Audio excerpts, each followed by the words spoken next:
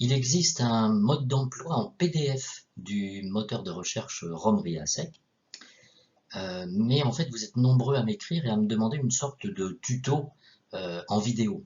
J'ai donc enregistré cette présentation avec mes explications, donc il suffit de suivre les différents slides et on va ensemble utiliser le moteur de recherche.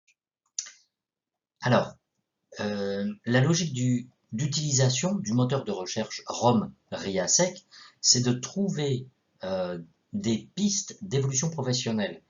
Et on va utiliser le profil d'intérêt professionnel catégorisé en RIASEC pour trouver ces pistes d'évolution professionnelle.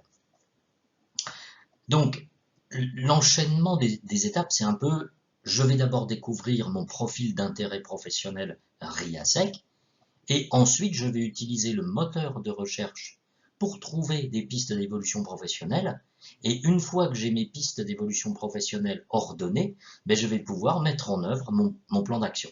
Donc voilà un peu où se situe l'utilisation du moteur de recherche. Alors très rapidement, le RIASEC, c'est un acronyme du modèle des intérêts professionnels proposé par John Holland. Les lettres RIASEC correspondent chacune à une catégorie d'activité professionnelle. Donc vous avez le réaliste, l'investigateur, l'artiste, le social, l'entrepreneur et le conventionnel. Et on peut dire que le profil d'intérêt professionnel d'une personne, ben, il est exprimé en 2, voire 3 lettres sur les 6. Alors, au préalable, pour pouvoir utiliser ce moteur, ben, il va falloir faire une passation de test RIASEC pour connaître son propre profil. Donc là, vous pouvez utiliser n'importe quel test RIASEC, l'IRMR3, l'EXA3D, le Strong, l'AFC, là, je vous en présente quelques-uns, mais il en existe bien d'autres.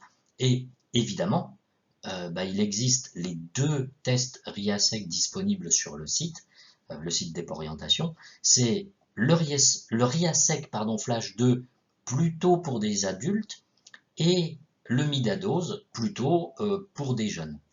Alors l'avantage évidemment des 2 tests du site d'EPO Orientation, c'est qu'ils débranchent directement sur le moteur de recherche. Alors, le moteur de recherche comme RIASEC, il a 3 clés d'entrée. La première clé d'entrée, c'est le cadre vert, la seconde, le cadre bleu, et enfin la troisième, le cadre violine. Alors, je vais vous expliquer la différence entre les 3. Mais les 3 lancent une recherche sur les contenus du ROM, le répertoire opérationnel des métiers et des emplois, codés en RIASEC. Donc, commençons par le cadre vert.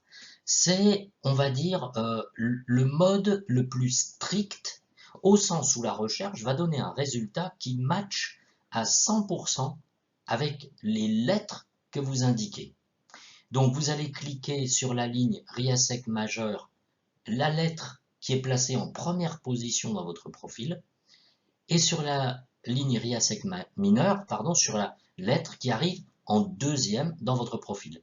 Et ensuite, vous choisissez le type de recherche, soit des fiches métiers, soit des compétences, soit des macro-compétences. Et vous faites rechercher. Ensuite, le deuxième mode, on va dire, de recherche, c'est le cadre bleu. Alors là, on ne va pas prendre comme clé d'entrée des lettres RIASEC, on va pouvoir consulter toutes les activités professionnelles codées en RIASEC d'une fiche métier du répertoire. Voilà. Et enfin, donc, la troisième possibilité, la troisième méthode, c'est le cadre violine, qui correspond en fait à la préconisation proposée par John Holland lui-même. En effet, il recommandait de faire un travail d'exploration de tous les métiers qui correspondent à toutes les combinaisons possibles des 3 premières lettres de votre profil RIASEC. Donc, vous indiquez dans la ligne RIASEC 1 la première lettre de votre profil, dans la ligne RIASEC 2 la deuxième lettre et RIASEC 3 la troisième lettre. Et en faisant rechercher, en cliquant sur le bouton rechercher, le résultat affichera toutes les fiches métiers ROM qui correspondent à toutes les combinaisons de 2 lettres parmi les 3 de votre profil. Voilà, donc maintenant que je vous ai expliqué les 3 méthodes de recherche, eh bien on va illustrer et on va chercher des pistes de métiers diversifiés par une méthode que j'ai appelée la méthode ascendante. Donc pour cela, nous allons utiliser le cadre vert et le type de recherche compétences. Donc, vous allez entrer les 2 lettres de votre profil RIASEC. RIASEC majeur, vous mettez la première lettre de votre profil. RIASEC mineur, vous mettez la deuxième. Type de recherche, vous cliquez sur compétences. Ici, on va prendre l'exemple d'une personne qui aurait un profil SC. Donc, je clique sur rechercher. À l'écran, vous voyez un exemple de liste de compétences professionnelles qui correspondent au code RIASEC SC. Alors en réalité, ce sont des compétences professionnelles, mais lisez bien les intitulés, vous allez voir que ce sont des activités professionnelles. Donc, vous avez de gauche à droite une colonne avec des cases à cocher. Ensuite, le code RIASEC de l'activité professionnelle, ensuite le libellé de l'activité professionnelle, et les 2 dernières colonnes sur la droite correspondent. Colonne PDF, c'est un lien vers la fiche PDF globale dans laquelle on retrouve l'activité professionnelle que vous lisez sur la ligne. Et tout au bout, la dernière colonne intitulée Comp, elle donne un lien vers la page qui affiche l'ensemble des activités professionnelles avec leur code RIASEC de la fiche métier dans laquelle on trouve la compétence, l'activité professionnelle que vous avez sélectionnée. Alors, vous voyez là, la personne qui a fait l'exercice, elle a coché les activités professionnelles qui l'intéressent. Donc on va prendre connaissance de l'ensemble des activités codées SC dans le ROM, et puis on va cocher les activités professionnelles qui nous intéressent. Voilà, elle a sélectionné sensibiliser et former des collaborateurs des services concernés au recueil de données, s'entraîner régulièrement aux gestes de secourisme, etc. Voilà. Elle a cliqué sur les activités professionnelles qui l'intéressent. Et on va cliquer ensuite sur filtrer, case cochée. En faisant cela, on a un récapitulatif uniquement des activités professionnelles qui nous intéressent dans l'ensemble de celles qu'on avait trouvées. Et donc, ici, on peut voir tout en haut que l'on a 12 activités professionnelles qui intéressent la personne qui a fait cette démarche. Donc, il s'agit maintenant d'explorer les métiers dans lesquels on trouve ces compétences. Par exemple, vous voyez déployer des outils de gestion prévisionnelle des emplois et des compétences. Ça intéresse la personne qui travaille sur cette recherche, et donc elle se dit, je clique sur Comp, vous voyez tout au bout, là, tout à droite, on clique sur Comp, et on va afficher l'ensemble des activités professionnelles de la fiche métier M1502, dans laquelle se trouvent déployés des outils de gestion prévisionnelle des emplois et des compétences. Donc je clique sur Comp, et vous voyez que ce métier M1502, c'est le métier de chargé de recrutement. Et effectivement, à la ligne numéro 7, on retrouve la compétence retenue, déployer des outils de gestion prévisionnelle des emplois et des compétences, qui est bien codé SC correspondant au profil d'intérêt professionnel de la personne. Mais vous voyez que dans ce métier, il y a certes cette activité professionnelle codée SC, mais il y a d'autres activités professionnelles. Dans un métier, on exerce toujours plusieurs activités professionnelles. Les autres activités professionnelles vont être codées, par exemple, réaliser des entretiens de recrutement, ES, entreprenant social. concevoir des référentiels d'emploi et de compétences, c'est plutôt du conventionnel investigateur. Au global, quand on regarde le contenu de toutes les activités professionnelles du métier, eh bien on découvre que le code global de la fiche, c'est EC, entreprenant conventionnel. C'est pas exactement le SC du profil de la personne qui fait cette recherche. Donc, elle va s'interroger sur, mais finalement, quand je regarde le contenu du métier et toutes les activités qu'on exerce, est-ce que je pense que ce métier pourrait me convenir, auquel cas je le garde, ou bien est-ce que je me dis, ben non, finalement, il y a trop d'activités de type entreprenant, c'est vraiment pas mon truc, je garde pas ce métier. Voilà, donc on a exploré le métier à partir d'une des compétences qu'on avait repérées, pour au final décider si on conserve ou pas la fiche métier. Alors, en fait, on va répéter cet exercice pour toutes les activités professionnelles qu'on avait sélectionnées. Et l'objectif, c'est de conserver 3 à 5 fiches ROM qui vont devenir des pistes d'évolution professionnelle qui pourraient nous convenir. Donc on a 3 à 5 fiches métiers, ce sont nos pistes professionnelles. Maintenant, on va aller à l'étape suivante, on va les classer par ordre de préférence. Il y a deux méthodes pour classer par ordre de préférence. Il y a l'évaluation critériée ou bien la comparaison 2 à 2 systématique. Je vais vous expliquer comment on fait. Mais avant, il y a un petit exercice à faire. Dans une fiche ROM, on a plusieurs appellations métiers. La personne qui a fait cet exercice avait retenu les fiches ROM F1501, F1602 et H2501. Elle a exploré les 3 fiches et dans les 3 fiches, elle a retenu 5 appellations métiers. Les 5 appellations, c'est monteur de chalet en bois, poseur de charpente traditionnelle, électricien du bâtiment, enseigniste et animateur de ligne de fabrication électronique. Donc voyons comment on peut faire pour classer ces 5 métiers par ordre de préférence. Donc la première méthode, c'est l'évaluation critériée.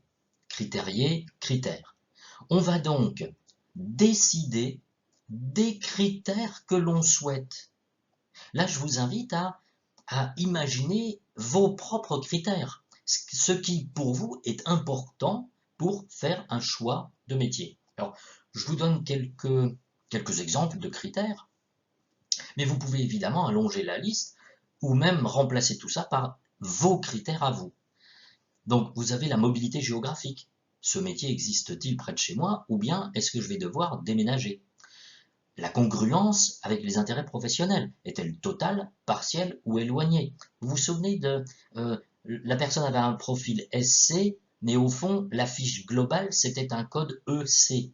Donc là, la congruence n'était pas totale. Un autre critère, les offres d'emploi. Y a-t-il beaucoup d'offres d'emploi pour ce métier? La dimension familiale. Quid des enfants, du conjoint, des finances, de la maison, etc. Le salaire. Quels sont les salaires moyens de ce métier? Et est-ce que ça me convient ou pas? Les conditions de travail. Le travail de nuit, le week-end, les déplacements professionnels, etc. La formation. Est-ce qu'il est nécessaire que je suive une formation avant d'accéder à ce métier? Etc., etc. La liste peut être quasi infinie.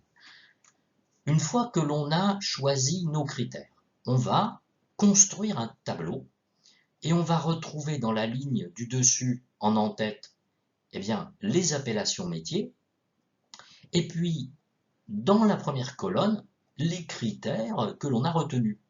Ici, la personne a retenu 4 critères qui, de son point de vue, sont essentiels pour faire son choix. C'est la mobilité géographique, les offres d'emploi, la famille et les conditions de travail. Une fois que l'on a construit ce tableau, eh bien, on va coter. On va donner des notes avec la grille de cotation que je vous montre là sur le côté droit du tableau. On va mettre 0 si le critère n'est pas satisfait par le métier. On va mettre 1 si le métier remplit partiellement le critère, et on mettra 2 quand le métier remplit totalement le critère. Donc, prenons la première case, c'est le monteur de chalet en bois, pour le critère mobilité géographique. Vous voyez, là, la personne, elle a mis 0. Alors pourquoi est-ce qu'elle a mis 0? Eh bien parce qu'elle s'est rendue compte qu'elle va devoir déménager pour exercer ce métier, parce que ce métier, il n'est pas disponible près de chez elle. Or, c'est une personne qui ne veut pas déménager. Et donc elle a dit, ben non, le métier, il ne satisfait pas du tout mon critère. Donc je lui mets 0. Par contre, elle continue son exploration. Et elle voit que le monteur de chalet en bois, pour les offres d'emploi, ah là, il y en a beaucoup. Il y a beaucoup d'offres d'emploi. Donc là, elle met 2, le métier remplit totalement le critère. D'accord? Il y a beaucoup d'offres d'emploi, mais les emplois sont géographiquement très éloignés. Est-ce que le métier remplit le critère que je me suis fixé pour ma famille? Eh bien là, il a mis 1. 1 parce que ça correspond partiellement au critère. C'est-à-dire que euh, c'est toujours cette question d'éloignement géographique. Il aurait dû partir toute la semaine et la famille est d'accord pour qu'il fasse ce métier, mais partir toute la semaine, ça va pas. Donc, il a mis 1, le critère est partiellement rempli. Voilà, donc il va faire ça pour tous les métiers et tous les critères. Il va mettre des notes. Et l'étape suivante, bah, c'est de faire le total. Donc par exemple, pour le premier métier, 2 plus 1, 3 plus 1, ça fait 4. Pour le poseur de charpente, 2 plus 2, 4 et 1, 5 et 1, 6. Pour l'électricien du bâtiment, 2 points. Pour l'enseigniste, 1 plus 2 égale 3 et 0 pour l'animateur de ligne de fabrication électronique. Et vous voyez que les scores que l'on voit en bas, il suffit de les classer par ordre décroissant. Donc le score le plus élevé, c'est poseur de charpente traditionnel, donc ça devient la piste d'évolution professionnelle numéro 1. Le score qui vient juste après, c'est le monteur de chalet en bois. Avec 4 points, il devient deuxième position, l'enseigniste en troisième position, l'électricien du bâtiment avant-dernier en quatrième position, et l'animateur de ligne de fabrication électronique en dernière et cinquième position. Donc voilà comment on utilise l'évaluation critérée pour décider de l'ordre de préférence des pistes d'évolution professionnelle. Alors maintenant, on va voir la comparaison 2 à 2 systématique que l'on va appeler triangle de Cramig. Il faut d'abord construire le triangle. Le triangle est toujours le même. Là, je vous ai présenté une version pour 5 métiers. Mais on peut construire des triangles pour 6, 7, 8, 10 métiers, voire même moins. La technique est la suivante. Je mets mes métiers 1, 2, 3, 4, 5 en colonne. Et en face du métier numéro 1, eh bien, je vais mettre 5 moins 1 fois le numéro 1. Donc, je mets 4 fois le numéro 1. Je tire un trait et en dessous, eh bien, je mets les 4 autres métiers que le 1. Donc, je mets 2, 3, 4, 5. Ligne numéro 2, le métier numéro 2. En face, je vais inscrire 5 moins 2 fois le chiffre 2. 5 moins 2, 3, donc je mets 3 fois le chiffre 2. Et je tire un trait et en dessous, je mets les 3 autres métiers que le 2 et le 1. Il me reste 3, 4, 5. Ligne numéro 3, je fais 5 moins 3 égale 2. Je mets 2 fois le métier numéro 3. Et en dessous, les 2 métiers qui restent, 4, 5. Et enfin, le métier numéro 4, eh bien, je vais mettre 5 moins 4 égale 1, une fois le chiffre 4. Et en dessous, le métier qui reste, c'est le 5. Et vous voyez que j'ai toutes mes comparaisons possibles 2 à 2. On va voir tout à l'heure comment ça fonctionne. Et là, je vous mets l'équivalent du même triangle, mais plus petit pour seulement 3 métiers. La technique est toujours la même. J'ai 3 métiers. Le premier métier, c'est 3 moins 1 égale 2. Je mets 2 fois le chiffre 1 et je mets les 2 métiers qui restent 2, 3 en dessous, etc. etc. C'est toujours la même logique. Alors, voyons voir comment ça fonctionne. J'ai repris les 5 appellations métiers. J'ai tracé en face le fameux triangle de Cramig et la personne va commencer par la première ligne et la première colonne de chiffres. 1, 2. Donc je compare le métier numéro 1 au métier numéro 2. Le monteur de chalet versus le poseur de charpente. Et la personne nous dit, moi je préfère le 2, le poseur de charpente. Donc j'entoure le chiffre 2. Je passe à la comparaison 1-3. La personne me dit, moi, entre le monteur de chalet et l'électricien, ben, je préfère le monteur de chalet. Et je continue. 1-4. Ben, entre le monteur de chalet et l'enseigniste, la personne préfère l'enseigniste, elle entoure le 4.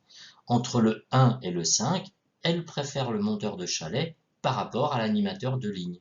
Donc il entoure le 1. Et on passe au métier numéro 2.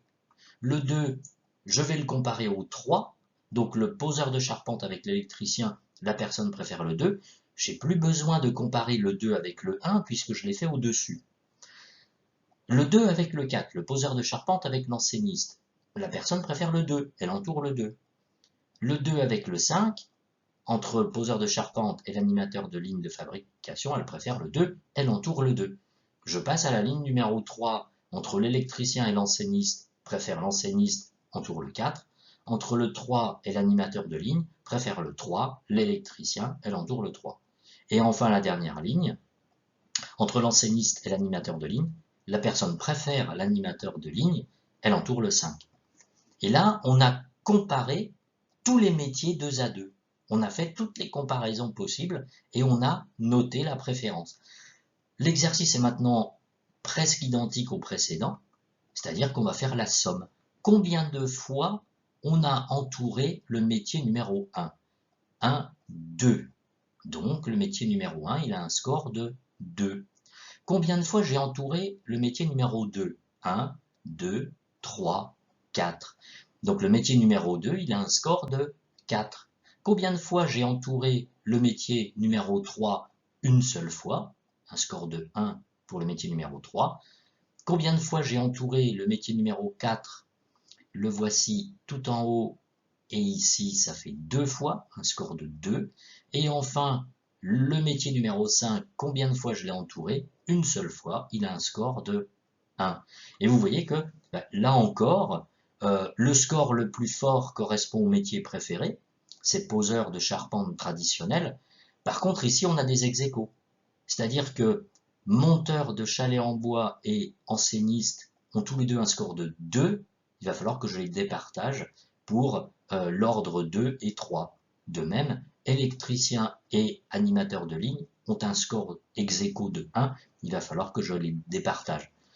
Notons que avec le triangle, on a plus souvent des ex-aequo. Avec l'évaluation critérée, pour peu que l'on prenne suffisamment de critères, on a moins souvent des ex-aequo. Donc voilà 2 méthodes pour classer vos métiers par ordre de préférence. Et donc on arrive à la fin de l'utilisation du moteur de recherche, des pistes professionnelles et du classement des pistes professionnelles par ordre de préférence. Maintenant, il faut valider les pistes. Et donc pour cela, le mieux c'est de faire ce qu'on appelle une enquête métier. Donc si vous êtes un jeune, eh bien vous pouvez trouver un professionnel qui exerce le métier qui vous intéresse sur la plateforme JobIRL. Si vous êtes un adulte en reconversion, vous pouvez utiliser My Job Glasses où vous allez pouvoir trouver un professionnel qui exerce le métier qui vous intéresse. Là, en l'occurrence, pour la personne qui a fait l'exercice, on va d'abord chercher un poseur de charpente traditionnel. Et on va conduire une enquête métier avec ce professionnel. On va discuter avec lui sur comment il exerce, lui, son métier, comment il s'est formé pour être ensuite recruté sur ce métier. Et vous pouvez même aller un cran plus loin. Vous allez sur la plateforme Immersion Facilitée. Et là, vous allez pouvoir prendre rendez-vous avec une entreprise pour passer quelques jours avec un professionnel dans une entreprise qui exerce le métier qui vous intéresse. C'est la meilleure façon pour valider une piste d'évolution professionnelle. Et vous retrouvez tous les liens dans la description en dessous de cette vidéo. Voilà.